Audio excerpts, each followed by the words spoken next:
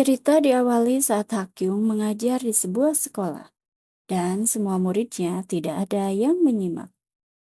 Keantusiasan dia mengajar tidak diiringi dengan murid-muridnya, yang malah terfokus pada plastik melayang yang terlihat di jendela kelas. Hari yang berbeda, Hakyung keluar dari sebuah bis. Dengan bermodalkan GPS, dia menyadari salah tempat pemberhentian. Hakyung pun lalu menelusuri jalan dan tampak lelah. Berhenti di sebuah kuil, Hakyung disambut oleh Ina yang mengantarkannya ke kamar. Saat Hakyung makan, dia merasakan rasa yang baru dia rasakan, yang terasa begitu enak, tiada duanya. Ina lalu menghampirinya dan memperkenalkan guru yoga, meminta guru yoga tersebut agar mengajari Hakyung duduk sigap saat makan. Saat bersantai sendirian, Hakyung pun dihampiri oleh penulis yang mengajaknya ke kota nanti malam. Namun Hakyung menolak karena dia akan pergi hari ini. Hakyung seketika dibuat takjub saat menyaksikan biksu membuatkan teh untuknya dan juga penulis. Teh yang terasa enak di dahaganya, Hakyung semakin kagum dibuatnya. Lanjut, Hakyung pun melakukan sesi ketenangan diinstruksikan oleh biksu agar fokus dan konsentrasi, juga atur pernafasan. Namun saat itu Hakyung malah membayangkan makanan yang enak tadi, serta teh yang membuatnya takjub.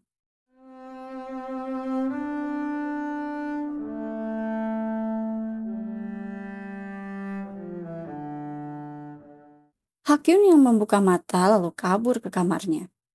Merasa bosan, dia lalu pergi keluar mencari udara segar berjalan sendirian. Teringat ponselnya tertinggal, Hakyung balik arah. Dan dia tersadar berjalan di arah yang sama, tidak menemukan jalan keluar. Hakyung pun lalu berdoa di tumpukan batu berharap menemukan jalan keluar. Tiba-tiba dia dikagetkan dengan wanita yang muncul secara tiba-tiba. Hakyung menanyakan arah mana menuju ke kuil. Wanita itu pun memberitahunya. Namun Hakyung meminta izin untuk ikut bersama wanita itu. Wanita itu lalu memetik buah dan Hakyung mencobanya. Mereka eksplor berdua.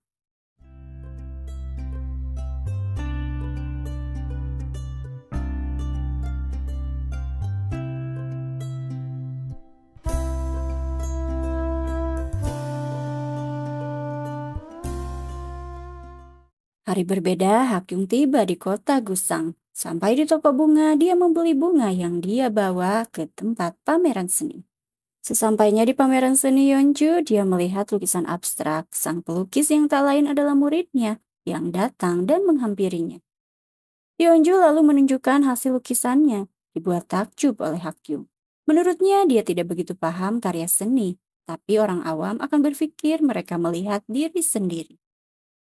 Sesuatu yang mengeksplorasi ketidaksadaran yang kolektif. Seperti orang yang menganggap diri mereka sendiri akhir-akhir ini.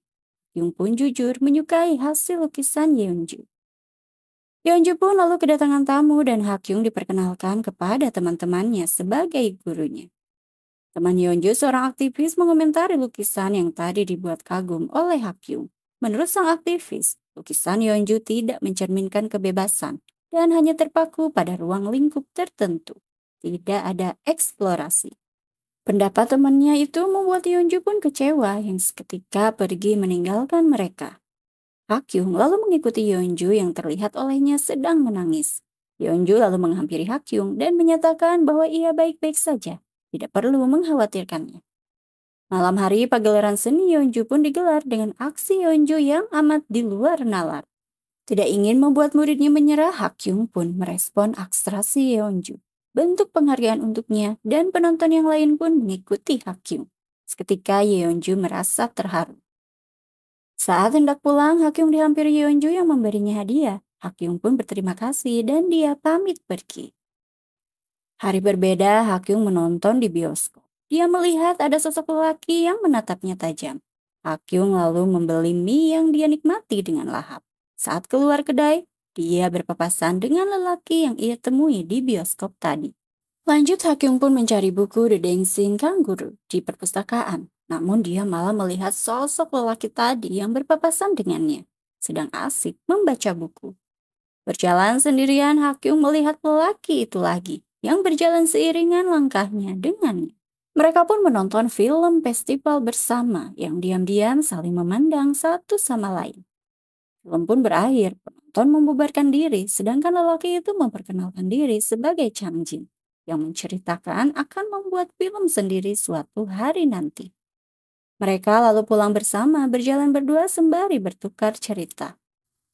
Selepas membeli sekantung jeruk, Chang Jin pun pamit dan memberi Hakyung jeruk yang ia beli. Dia pun meminta Hakyung untuk datang ke teater Busan besok jam 9 pagi.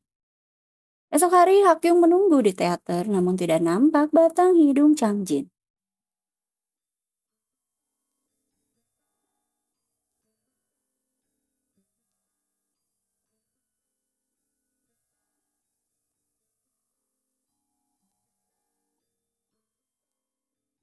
Hakyung pun menonton sendirian sampai film selesai. Kekecewaan yang dia dapat, Hakyung pun pergi pulang dengan kereta seorang diri. Berada di Sokcho, Hakyung menikmati kesendiriannya. Di dalam bis, Hakyung melihat sepasang kakek dan nenek yang harmonis. Mereka video call dengan cucunya yang menunggu kedatangan mereka. Weekend yang berbeda berada di Daejeon, Hakyung yang tidak bisa order tempat hotspot pangsit untuk satu orang. Ibu Yun lalu menawarinya untuk makan bersama karena kebetulan dia datang sendirian. Mereka pun menikmati makanan di kedai itu. Tersadar Ibu Yun adalah kartunis terkenal, Hakyung amat kaget dibuatnya. Dia pun merasa bersyukur dapat satu meja makan dengan Ibu Yun. Mereka pun ngobrol santai dan semakin akrab. Hakyung diajak Ibu Yun untuk ke studionya. Terlihat Hakyung menyukai buku karyanya di Dancing Kangaroo. Bu Yun lalu memberi buku itu kepada Hakyung. Hakyung pun amat bersyukur dan berterima kasih. Bu Yun dan Hakyung lalu pergi ke planetarium. Hakyung menikmati setiap sesi berada di sana.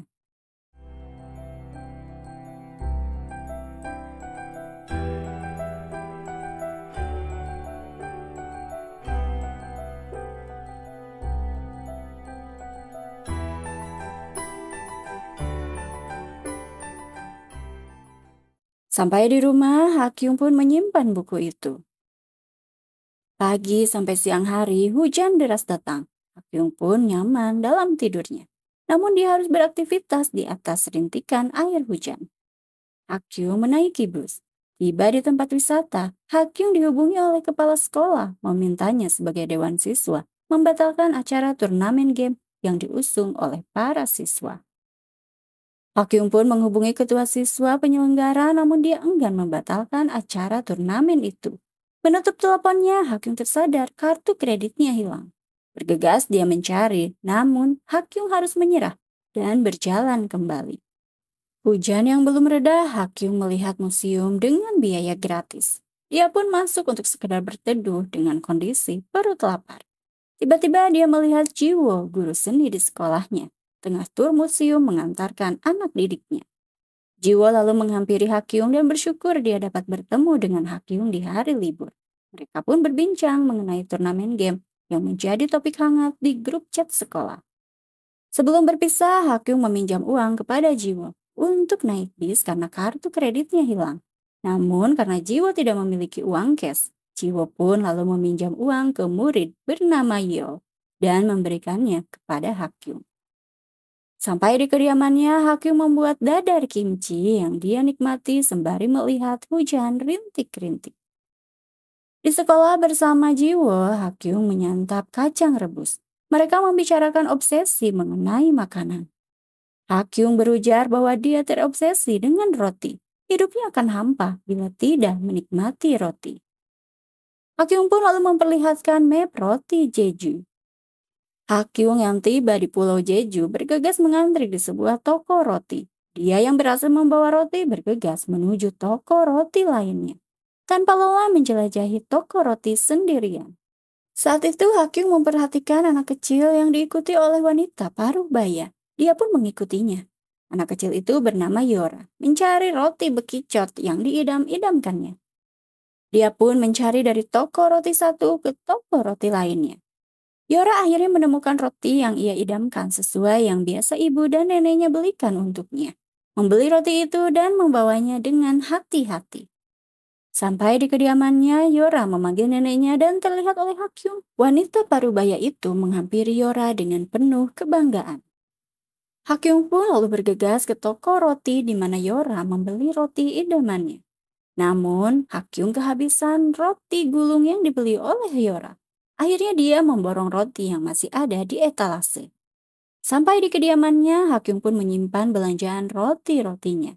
Tidak lupa Hakyung pun menikmati roti yang ia bawa. Tiba di Gyeongju, tepatnya di stasiun yang sudah tutup permanen, Hakyung seketika teringat sahabatnya yaitu Jinsol. Di masa lalu, mereka pergi berdua ke kuil Bulguksa berbincang dan berfoto bersama. Namun di masa kini, Hakyung merasakan perjalanan seorang diri. Karena Jinsol telah tiada di dunia fana ini. Dan perjalanan Hakyung ini menjadi akhir dari drama One Day Off. Menghilang dari rutinitas yang membosankan dengan menjelajahi waktu satu hari saja. Menemukan pengalaman dan mempelajari banyak hal. Memfokuskan pikiran, mengembalikan pikiran positif, dan menyisakan perjuangan. Terima kasih telah setia menyimak Suara Cece. Tunggu drama-drama seru lainnya. Bye!